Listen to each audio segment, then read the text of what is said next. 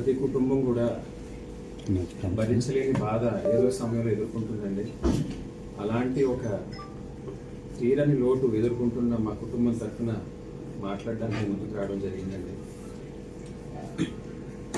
మా నాన్నగారి మరణం మా కుటుంబానికి తీరని లోటు అండి. ఎన్ని గంటలు లేవాలి, ఏం తినాలి, ఎక్కడికి వెళ్ళాలి, ఏం చెయ్యాలి, ఎవరితో మాట్లాడాలి, ఇవన్నీ కూడా మమ్మల్ని ఒక పసిపిల్లల్లా ఇంతవరకు నడుపుకుంటూ వచ్చారండి ఆయన. ఈరోజు చెప్పడానికి చూడడానికి లేని చీకటి పరిస్థితుల్లో ఇవాళ మా కుటుంబం ఉందండి. ఇంత బాధాకరమైన విషయంలో మీరందరూ తోడుండడం, కొంతమందికి ప్రత్యేకంగా కృతజ్ఞతలు చెప్పాలనే భావంతో ఈవేళ మీ ముందుకు రావడం జరిగిందండి. ముందుగా నా తండ్రి గారు నీరసపడ్డ క్షణం నుంచి నేటి వరకు కూడా జరుగుతున్న ప్రతి విషయం ఎంతో గౌరవంతో, హుందాగా, చాలా సున్నితంగా మీడియా పెద్దలందరూ కూడా ప్రజలకు తెలియజేసే ప్రయత్నం నిరంతరం చేస్తూనే ఉన్నారు. మా బాధ మీ బాధగా భావించి మా కుటుంబానికి అండగా నిలిచిన ప్రింట్ మీడియా పెద్దలకి, ఎలక్ట్రానిక్ మీడియా పెద్దలకి, సోషల్ మీడియా, డిజిటల్ మీడియా పెద్దలందరికీ కూడా మా కుటుంబం తరఫున కృతజ్ఞతలు తెలియజేసుకుంటున్నామండి. ఆ రోజు నుంచి ఈ రోజు వరకు కూడా మా నాన్నగారు చేసిన పనులు, ఆయన చరిత్ర అంతా కూడా పేపర్లోని, టీవీల్లోని, డిజిటల్ మీడియాలో చేస్తారని తెలిసిందండి. ప్రతి ఒక్కరికి ప్రత్యేకమైన కృతజ్ఞతలు తెలియజేసుకుంటున్నాం సార్, మీడియా పెద్దలందరికీ కూడా. రెండవది, సింధు హాస్పిటల్ యాజమాన్యాన్ని మా నాన్నగారు చాలా సీరియస్ కండిషన్లో ఆ హాస్పిటల్లో జాయిన్ అవ్వడం జరిగిందండి. జాయిన్ అయిన క్షణం నుంచి కూడా ఎలా బ్రతికించాలి, ఏం చేయాలి అన్న ఆలోచనతో నిరంతరం వాళ్ళు వైద్య సేవలు అందించడం జరిగిందండి. అయితే విధి ఆటలో ఓడిపోయినప్పటికీ ఆ హాస్పిటల్ డాక్టర్స్కి, nursing staff, security staff, administrative staff ప్రతి ఒక్కరూ కూడా వాళ్ళు ఎక్కడ రెండో ఆలోచన లేకుండా కష్టపడినందుకు వారికి కూడా కృతజ్ఞతలు తెలియజేసుకుంటున్నామండి. అతి ముఖ్యంగా ఆ హాస్పిటల్ యజమాని అయిన చైర్మన్ గారు శ్రీ బండి పార్సాది రెడ్డి గారు అనేక సార్లు మా నాన్నగారిని చూడడానికి వచ్చి మాకు ధైర్యం చెప్పి ఆయన్ని నడిపించి పంపించాలి, ఏదో విధంగా ఆయనకి న్యాయం చేయాలి మనం అని డాక్టర్లతో నిరంతరం మాట్లాడుతూ ప్రతిదీ కూడా మానిటర్ చేస్తూ ఆయనకి అత్యంత లేటెస్ట్ వైద్యాన్ని అందించారండి. ఆయన మానవత్వానికి, ఆయన సేవకి, ఆయన మా కోసం ఇచ్చిన సమయానికి ఎప్పటికీ మా కుటుంబం ఆయన రుణపడి ఉంటుందండి. ఇదంతా ఒకే ఒక వ్యక్తి వల్ల జరిగిందండి. అత్యంత ప్రత్యేకమైన, మా కుటుంబం ఎప్పటికీ మర్చిపోలేని కృతజ్ఞతలు జగన్మోహన్ రెడ్డి గారి పాదాల దగ్గర సమర్పించుకుంటున్నామండి. నా తండ్రి గారు హాస్పిటల్లో జాయిన్ అయిన క్షణం నుంచి కూడా మరణించే క్షణం వరకు ఆయన్ని ఏదో విధంగా బ్రతికించాలని జగన్మోహన్ రెడ్డి గారు చేసిన ప్రయత్నం ఇంత అంత కాదండి.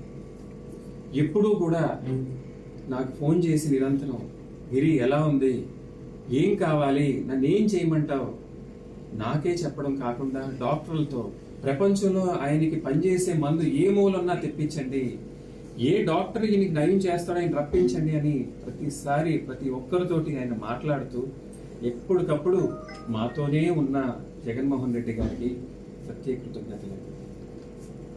ఒక్క క్షణం ఉందండి, ఆ క్షణం గుర్తొచ్చిన ప్రతిసారి ఆయన పట్ల గౌరవంతో మనసు పొంగుతుందండి.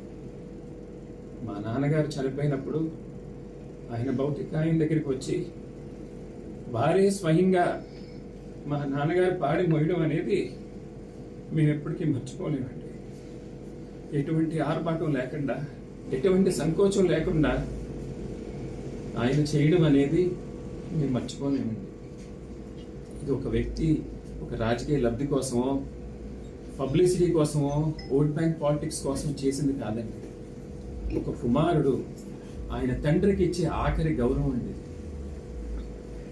మేము వైఎస్ఆర్ కాంగ్రెస్ పార్టీలో జాయిన్ అయినప్పుడు వైఎస్ భారతమ్మ గారు ఒక పెద్ద వ్యక్తితో కౌరు పంపించారండి. పద్మనాభం గారికి చెప్పండి, జగన్మోహన్ రెడ్డి గారు ఆయన తండ్రిలా చూసుకుంటారు, ఆయన తండ్రి స్థానం పద్మనాభం గారికి ఇస్తారు అని చెప్తే ఆ రోజు అది సానుభూతి మాటేమో, భరోసా మాటేమో అని అనుకున్నాం. కానీ అది జగన్మోహన్ రెడ్డి గారు మనసులోంచి వచ్చిన మాటని ఈవేళ ప్రపంచం అంతా చూసేలాగా ఆయన ప్రవర్తన ఉందండి. ఎన్ని జన్మలెత్తినా ఆయన రుణం మా కుటుంబ సభ్యులు ఎవ్వరూ కూడా తీర్చుకోలేమని మరొకసారి తెలియజేసుకుంటున్నానండి. మా నాన్నగారు మరణం వెంటనే మన రాష్ట్ర గవర్నర్ గారు, మన రాష్ట్ర ముఖ్యమంత్రి గారు, ఉప ముఖ్యమంత్రి గారు, తెలంగాణ రాష్ట్ర ముఖ్యమంత్రి గారు, ఉప ముఖ్యమంత్రి గారు, అలాగే అనేక మంత్రులు, ఎమ్మెల్యేలు, ఎంపీలు, పారిశ్రామికవేత్తలు ఎంతో మంది ఆయనకి సానుభూతిగా తెలిపి ఇంటికి వచ్చి ఘన నివాళులు అర్పించారండి. మందకృష్ణ మాదిగ గారు పెద్ద ఎత్తున తెలంగాణ నుంచి ఇక్కడ వరకు వచ్చి ఆయనకి సానుభూతి తెలపడం, ఎంతో మంది కార్యకర్తలు, అభిమానులు మా బాధ ఆయన బాధ వాళ్ళ బాధగా చూసుకుని మాకెంతో ధైర్యాన్ని ఇచ్చిన ప్రతి ఒక్కరికి కూడా పేరు పేరున పాదాభివందనాలు చేసుకుంటున్నానండి. ఇంత కష్ట సమయంలో మా కుటుంబంతో నిలబడిన ప్రతి ఒక్కరిని కూడా ఎప్పటికీ మర్చిపోలేమని, మీరు చూపించిన ప్రేమ, గౌరవం మా కుటుంబం పట్ల ఎప్పటికీ మేము అందరం గుర్తుపెట్టుకుంటామని చివరిగా తెలియజేస్తున్నాను.